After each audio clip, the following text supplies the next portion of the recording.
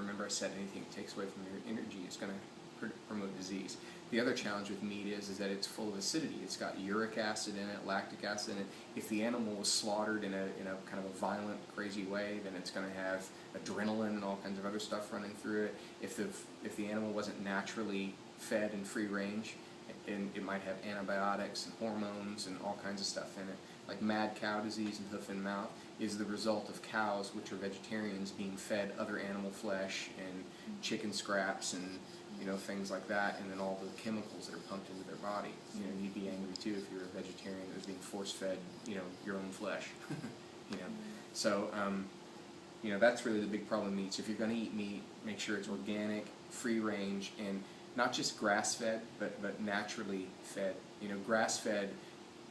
And so this is what's going on, is that they come out with all these designations like organic, grass-fed, or whatever, and then people find ways to get around them. So now the government will let you label something as grass-fed, even if only a fraction of the animal's diet is grass, and they might be eating the rest grain, which isn't the right food for them. So a really great source of meats. There's a farm. I don't know if they ship meat. There's a farm called Polyface Farms.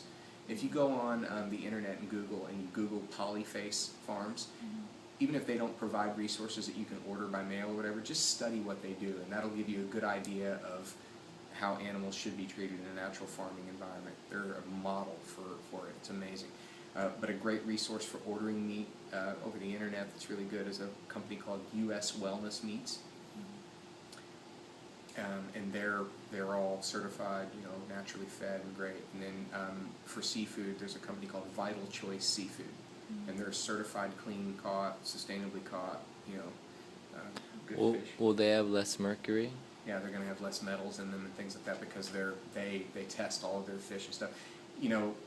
It's impossible in the modern age to find fish that is free of toxicity now because our oceans are just wrecked, and since the oil spills and the what happened in Japan and all that stuff, I'm sure it's even worse now than it ever was before. So, and my belief is that the world is the state that it's in, and we can't put ourselves in a bubble and try to live in perfection, and it's going to be difficult for us to avoid every single toxin we can find. So, and it kind of goes back to what I was saying about cleaning up a mess.